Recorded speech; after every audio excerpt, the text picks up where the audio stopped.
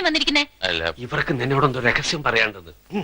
നമ്മൾ ഏത് കേസിലും അതിന്റെ ഒരു ഭാഗത്തുള്ള ആളുകൾ അവർക്ക് അനുകൂലമായൊരു വിധി പ്രതീക്ഷിക്കും, മറുഭാഗത്തുള്ളവർ അവർക്ക് അനുകൂലമായൊരു വിധി പ്രതീക്ഷിക്കും. എന്താ ശരിയല്ല മാവാ? ശരിയല്ലെന്ന് നീ എന്നെ പഠിപ്പിക്കൊന്നും വേണ്ട, എനിക്കറിയാം.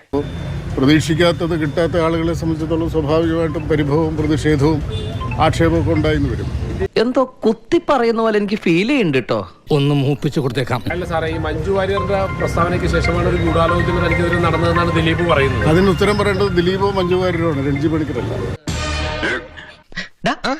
കിട്ടിയാ? ഇല്ല, ചോദിച്ചു വാങ്ങിച്ചു. ഗൂഢാലോചന ഉണ്ടെന്നുള്ളതാണ് നടിയടക്കം പറയുന്നത്. അല്ല, ഗൂഢാലോചന തനിക്കെതിരെ നടന്നു എന്ന് ദിലീപും പറയുന്നില്ലേ? നിങ്ങൾ അത് കേട്ടില്ലേ?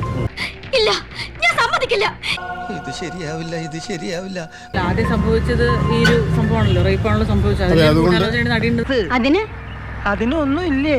സംഘം ഒന്നുമില്ലാതെ ഇങ്ങനെ സംഭവിക്കും എന്നുള്ളതാണ് പൊതുസമൂഹം അല്ല, ചോദിക്കുന്നത്. ശിക്ഷിക്കപ്പെട്ടതാരാ?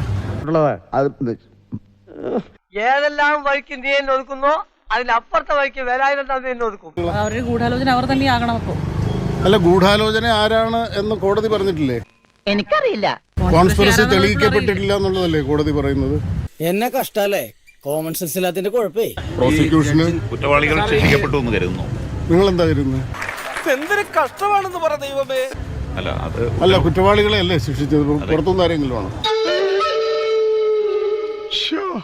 ഒരു രക്ഷയില്ല മുതലാളി, അവൻ അമ്പിനും ബില്ലിനും എടുക്കുന്നില്ല.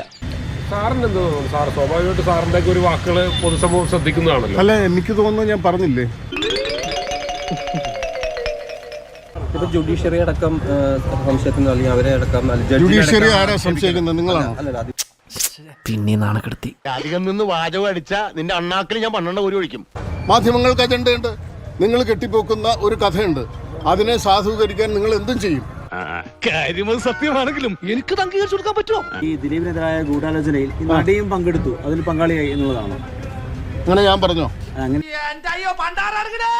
കിട്ടേണ്ടതൊക്കെ കിട്ടിയല്ലോ.